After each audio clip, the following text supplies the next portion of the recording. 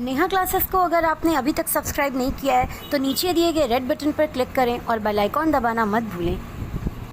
वर्णों की मेल को संधि कहते हैं, शब्दों के मेल को समास कहते हैं। यण संधि कहाँ लगती है, गुण संधि कहाँ लगती है, दीर्घ संधि कहाँ लगती है, अयादि संधि कहाँ लगती है, इन्हीं सारे सवालों के जवाब मैं निधि श्रीवास्तवा इस वीडियो में आप मुझे देख रहे हैं नेहा क्लासेस पर।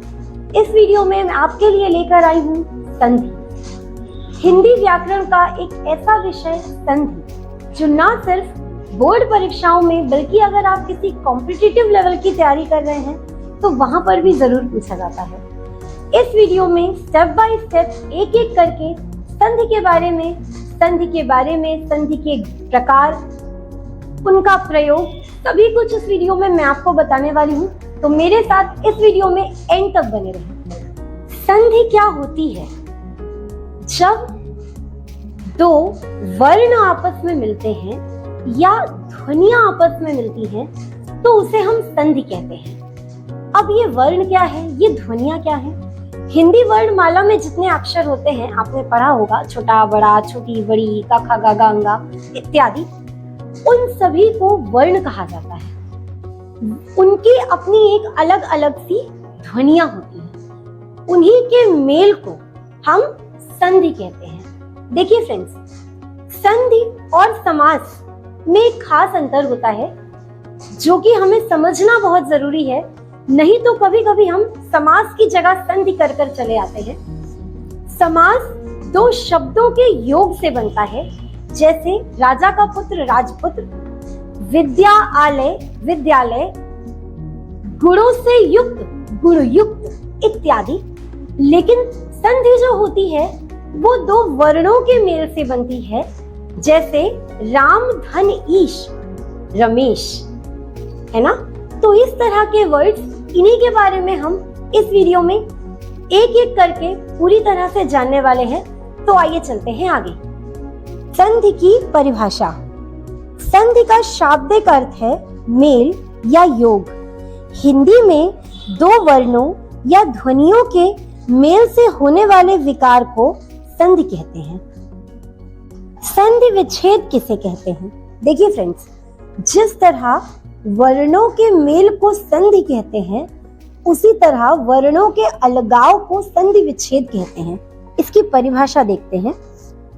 संधि के नियमों द्वारा मिले वर्णों को फिर से मूल अवस्था में ले आने को संधि विच्छेद कहते हैं। उदाहरण, देवेंद्र, देव, धन, इंद्र। संधि आपने बहुत जगह से पढ़ी होगी, अलग अलग लोगों से पढ़ी होगी, अलग अलग किताबों में पढ़ी होगी, मगर यकीन मानिए इस तरह से, जिस तरह से मैं आपको बताने जा रही हूँ, अगर आप मेरे बताए गए एक एक स्टेप को फॉलो करते हैं एंड तक इस वीडियो में बने रहकर, तो यकीन मानिए संधि आपके लिए भी चुटकियों का खेल हो जाएगा। शब्द देखते ही आप पहचान जाएंगे कि इस शब्द में कौन सी संधि का प्रयोग हुआ है। तो आइए चलते हैं अब संधि के प्रकार पर। संधि के भेद। संधि के भेद। वर्णों के आधार पर मुख्यतः संधि के तीन भेद होते हैं: स्वर संधि, व्यंजन संधि और विसर्ग संधि। इन्हीं तीनों के बारे में हमें इस वीडियो में कंप्लीट डिटेल में पढ़ना है कि स्वर संधि क्या है, व्यंजन संधि क्या है और विसर्ग संधि क्या है। एक एक करके तीनों के बारे में बताऊंगी, बट इस वीडियो में आपको मैं सिर्फ स्वर संधि के बारे में कंप्लीट इंफॉर्मेशन दूंगी और नेक्स्ट वीडियो में आपको स्वर संधि से रिलेटेड एमसीक्यूज जो आपके कॉम्पिटिटिव एग्जाम्स में पूछे जाते हैं या आपके बोर्ड एग्जामिनेशंस में पूछे जाते हैं, उन सभी एग्जाम्स में पूछे जाने वाले प्रश्नों की पूरी लिस्ट कराई जाएगी। उस वीडियो को देखना भी बिल्कुल ना भूलें। स्वर संधि क्या है, इसकी परिभाषा और ये कितने प्रकार की होती है। स्वर संधि अपने नाम से ही ये बता रही है कि ये उन शब्दों में लगती है जहां पर स्वरों में मेल हो। वर्णों के मेल में जहां पर स्वरों का मेल होता है वहां पर स्वर संधि लगती है। हिंदी वर्णमाला में कुल 11 स्वर होते हैं, ये मुझे और आप हम सभी को पता है। आइए एक बार इनका रिवीजन भी कर लेते हैं। छोटा आ बड़ा आ, छोटी ई बड़ी ई, छोटा ऊ बड़ा ऊ, री, ए, ओ, औ। देखिए यहाँ पर मैं छोटा आ या छोटी ई इसलिए कह रही हूँ ताकि आपको ये स्पष्ट रहे कि जब मैं छोटे आ की बात कर रही हूँ यानी अ की बात कर रही हूँ, जब मैं बड़े आ की बात कर रही हूँ यानी आ की बात कर रही हूँ। छोटे अ पर एक आ की मात्रा, क्योंकि इन्हीं मात्राओं का खेल ही तो है ये संधि। तो आइए चलते हैं आगे। स्वर संधि की परिभाषा। दो स्वरों के मेल से उत्पन्न होने वाले विकार अथवा रूप परिवर्तन को स्वर संधि कहते हैं। उदाहरण परम, धन, अण, परमाण। स्वर संधि के भेद। स्वर संधि के कुल 5 भेद होते हैं। दीर्घ संधि, गुण संधि, यण संधि, वृद्धि संधि और अयादि संधि। फिर से देखते हैं। स्वर संधि के कुल 5 भेद होते हैं। दीर्घ संधि, गुण संधि, वृद्धि संधि, यण संधि और अयादि संधि। इन्हीं पांचों को एक एक करके पढ़ना शुरू करते हैं। सबसे पहले बारी आती है दीर्घ संधि की। अपने नाम से ही ये बता रही है दीर्घ संधि। आइए देखते हैं कैसे करते हैं इनकी संधि। दीर्घ संधि अपने नाम से ही ये बता रहा है कि स्वर में जो दीर्घ हो, यानी कि ऐसे स्वर जो ह्रस्व तथा दीर्घ दोनों अवस्थाओं में इस्तेमाल किए जाते हैं, जैसे आ, ई, उ और ऊ, यानी छोटा आ, बड़ा आ, छोटी ई, बड़ी ई, छोटा ऊ और बड़ा ऊ। इन्हीं के मेल से बनने वाली संधि दीर्घ संधि कहलाती है। देखिए फिर से, इन्हीं के मेल से बनने वाली संधि दीर्घ संधि कहलाती है। अब मेल से कैसे?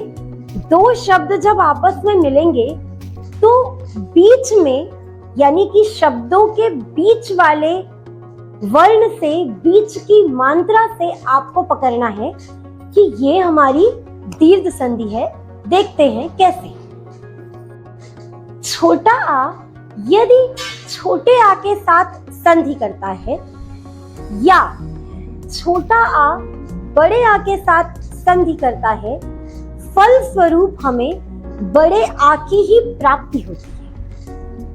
दीर्घ स्वर की प्राप्ति हमेशा होगी, चाहे वो ह्रस्व स्वर के साथ संधि करे या ह्रस्व स्वर दीर्घ स्वर के साथ संधि करे।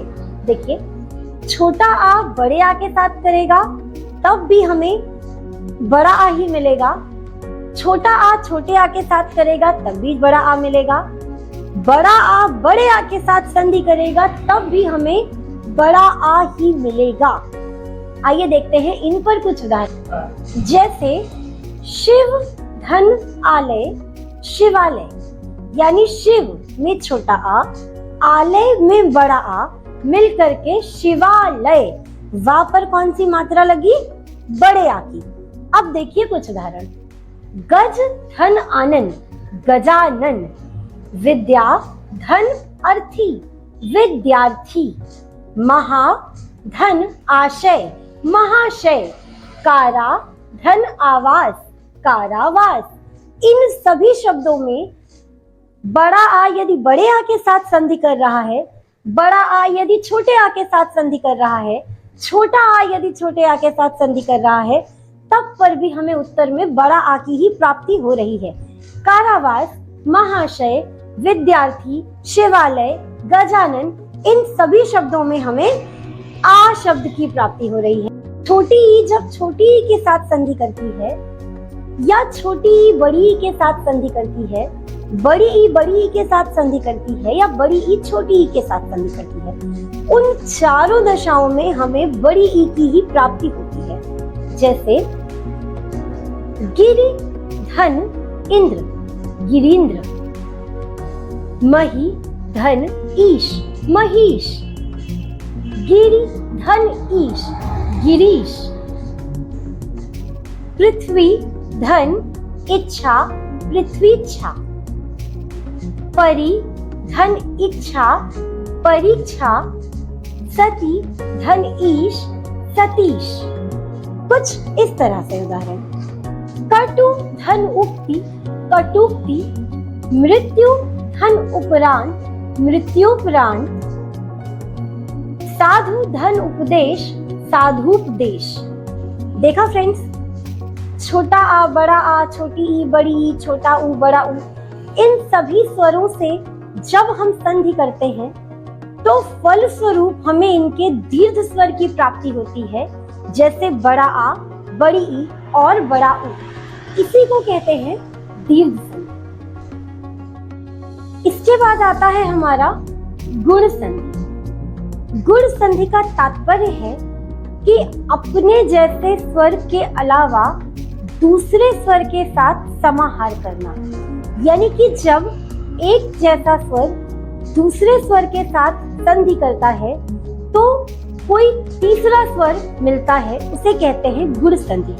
देखिए इसकी परिभाषा, यदि अ और आ के बाद छोटी ई या बड़ी ई या फिर छोटा ऊ या बड़ा ऊ और री स्वर आए तो दोनों के मिलने से क्रमशः ए, ओ और अर की प्राप्ति होती है।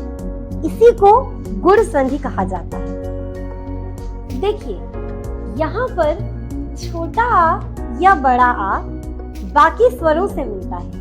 किससे किससे मिलता है? छोटी ई, बड़ी ई, छोटा ऊ, बड़ा ऊ और री। छोटा आ या बड़ा आ इन सभी से मिलता है। तो एक एक करके हम इनके बारे में पढ़ते हैं। सबसे पहले हम पढ़ेंगे छोटी ई और बड़ी ई के साथ। छोटा आ या बड़ा आ जब भी छोटी ई या बड़ी ई के साथ मिलता है, अर्थात महा, धन, इंद्र, महेंद्र, देव, धन, ईश, देवेश, देव, धन, इंद्र, देवेंद्र। छोटा आ बड़ी ई के साथ, बड़ा आ छोटी ई के साथ या बड़ा आ बड़ी ई के साथ, इन चारों दशाओं में हमें हमेशा एक ही प्राप्ति होती है। चारों कंडीशंस में से कोई भी कंडीशन आपके पास आएगी, फल स्वरूप आपको ए ही मिलेगा। जैसे महा, धन, ईश, महेश कि छोटा आ या बड़ा आ के साथ कहीं पर भी हमें छोटी ई का स्वर मिलता है तो फल स्वरूप हमें एक ही प्राप्ति होती है।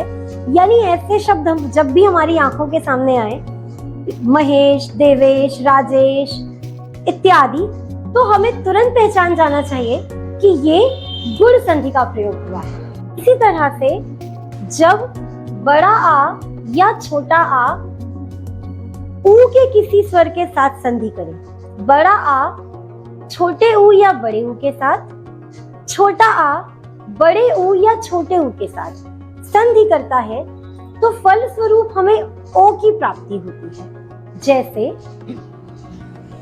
महाधन उत्सव, महोत्सव, सूर्य धन उदय, सूर्योदय, चंद्र धन उदय, चंद्रोदय, गंगा धन उत्सव, गंगोत्सव, देव धन उत्थान, देवोत्थान।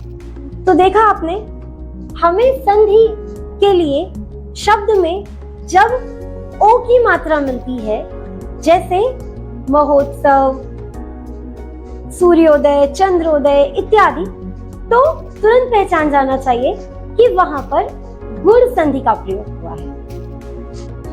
इसी तरह से जब हम छोटा आ या बड़े आ को री के साथ संधि करते हैं तो फल स्वरूप हमें अर यानी र पर हलंत, रा की जो मात्रा होती है, अर की प्राप्ति होती है।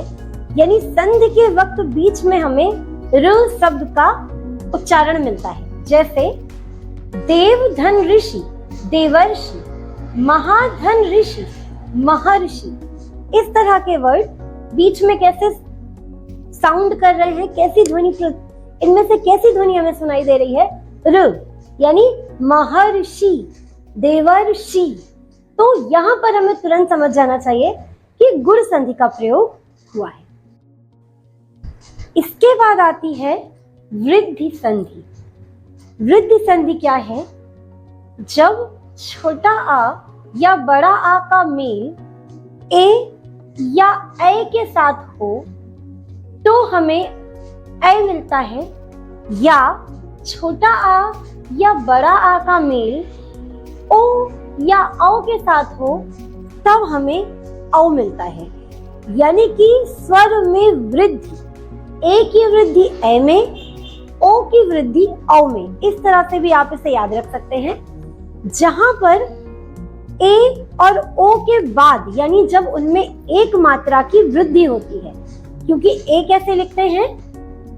ऐसे, और इस पर जब एक मात्रा और लग जाए तो ये होता है ए। उसी तरह ओ कैसे लिखते हैं? ऐसे। इस पर जब एक मात्रा और हो जाए तो इसे कहते हैं औ। यानी कि फिर से देखिए, जब छोटा आ या बड़ा आ ए या ए के साथ मिले तो भी ए बनाए, छोटा आ या बड़ा आ ओ या ओ के साथ मिले तो भी वो औ बनाए। इसको हम कहते हैं वृद्धि संधि। आइए इसके उदाहरण करते हैं। जब आ ए के साथ, बड़ा आ ए के साथ, या छोटा आ ए के साथ तथा बड़ा आ ए के साथ संधि करते हैं तो फलस्वरूप हमें ए की ही प्राप्ति होती है। जैसे सदा, धन एव, सदैव। एक धन एक, एकाएक, एक, धन ऐश्वर्य, महेश्वर्य।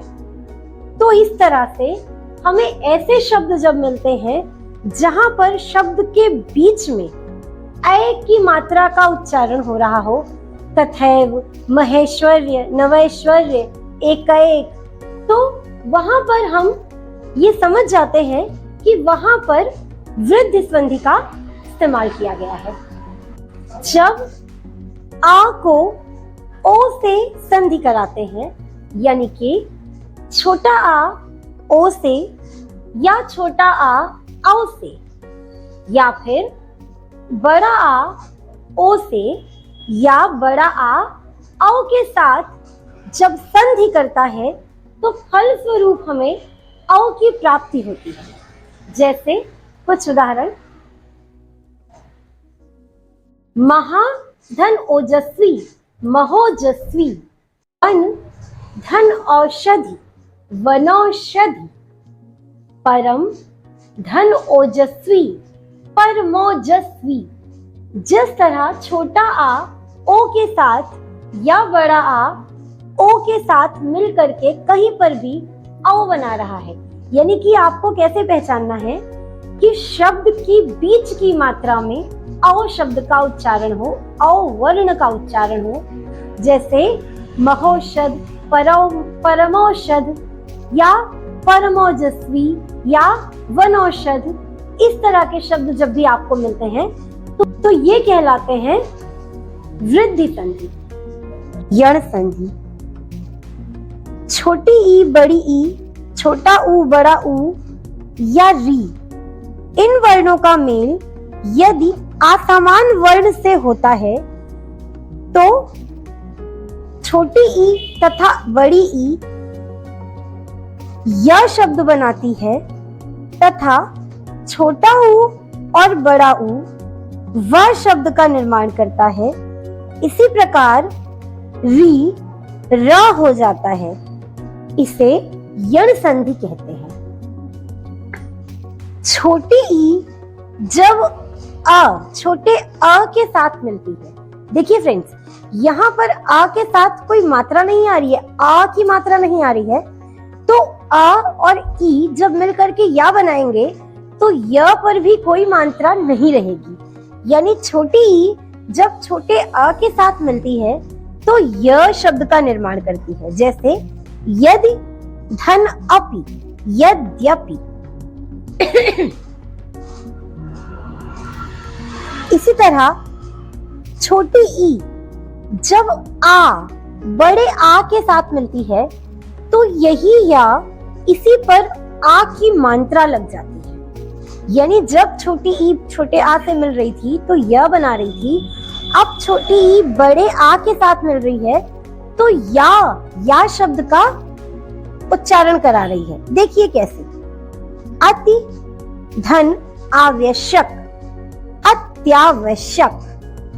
अच्छा, इसी तरह से छोटी ई जब ऊ के साथ मिलती है तो यू, ऊ यानी यू, क्योंकि अ और ई, ऊ मिल करके यह शब्द का उच्चारण कराते हैं।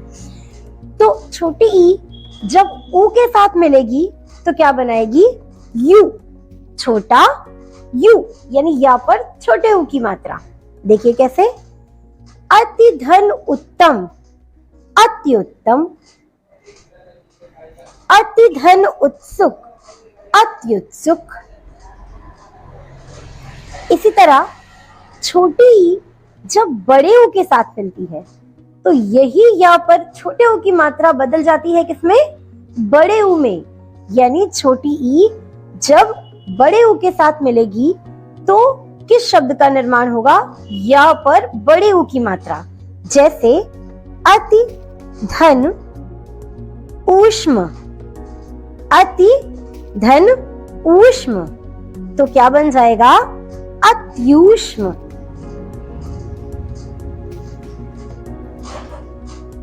इसी तरह जब छोटा ऊ आ के साथ मिलता है, इसी तरह छोटा ऊ जब आ के साथ मिलता है तो व यानी वा पर कोई मात्रा नहीं, वा वर्ण का निर्माण करता है। यानी ऊ धन अ बराबर वा। देखिए कैसे, अनुधन आय, तो अनुधन आय, तो ना पे छोटा ऊ और यहाँ पर आ, तो अनुयाय नहीं बढ़ेंगे आप इसे, क्या, अनव्य। देखिए फ्रेंड्स, यण संधि में एक एक स्वर अपने असमान स्वर से मिलता है, तो इसे एक एक करके आराम से समझते हैं और वहीं पर उसका एक उदाहरण करें। जब आ के साथ मिलता है तो व बनाता है, उसी तरह जब छोटा ऊ बड़े आ के साथ मिलता है तो वा पर आ की मात्रा का निर्माण करता है। यानी ऊ छोटा, मात्रा किस पर निर्भर कर रही है, आ पर। जब ऊ के साथ छोटा आ तो व, ऊ के साथ बड़ा आ तो वा। देखिए उदाहरण, मधुधन आलय, मध्वालय। यहाँ पर देखिए मधु और आ इसको मिलकर क्या बन गया, ध्वा, मध्वालय। इसके बाद छोटा ऊ जब ओ के साथ संधि करता है या छोटा ऊ जब औ के साथ संधि करता है तो वो व पर ओ की मात्रा बनाता है। जैसे गुरु धन ओदन, गुरु धन ओदन, क्या हो जाएगा ये, गुरुवोदन, गुरुवोदन, गुरुवोदन। यहाँ पर र मात्रा के तौर पर व पर औ की मात्रा बन जाएगी। फिर से देख लीजिए, गुरुधन ओदन, गुरुवोदन। या गुरु धन औदार्य, गुरुवोदार्य। इसी तरह ऊ जब ई के साथ या ऊ जब ए के साथ, ऊ जब ई के साथ मिलता है तो वी, व पर छोटी ई की मात्रा बनाता है। अनुधन इति अन्विति, अनुधन इति अन्विति। उ जब ए के साथ मिलता है तो वे व पर ए की मात्रा बनाता है, यानी अनुधन एषण अन्वेषण।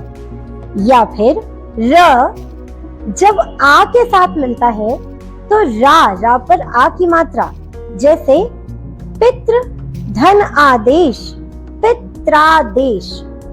तो अगर आप गौर कर रहे होंगे तो हमारी संधि दूसरे वर्ण पर निर्भर कर रही है, यानी संधि के दौरान जो दूसरा वर्ण है जो पहले वर्ण से मिल रहा है उसी के उच्चारण पर वा पर मात्राएं बार बार बदल रही हैं। औ है तो वो, ई है तो वी, ए है तो वे, ओ है तो वो। देखिए फ्रेंड्स, इन शब्दों में यण संधि जो है वो टफ तो नहीं कह सकती मैं, लेकिन अगर आप पहचानेंगे तो बीच में शब्दों का वो, यो, यू, वी, वे, यानी जब शब्दों के बीच में इस तरह की मात्राएं आपको मिले तो आप पहचान जाएं कि वहां पर यण संधि का प्रयोग हुआ है। आइए अब चलते हैं आखिरी संधि अयादि संधि की तरफ। अयादि संधि में ए जब अ के साथ मिलता है तो य बनाता है, अय जब अ के साथ संधि करता है तो भी य बनाता है, ओ जब आ के साथ संधि करता है तो व बनाता है, औ जब ऊ के साथ संधि करता है तो वु व पर छोटे ऊ की मात्रा का निर्माण करता है। इसके कुछ उदाहरण करते हैं। गए, धन, अक, गायक। यहाँ पर गा पर ए की मात्रा पूरी तरह से परिवर्तित हो जाएगी। कुछ और उदाहरण, भा, धन, उक, भावुक। या फिर न यानी ने, धन, अन, नयन। गए, धन, अक, गायक।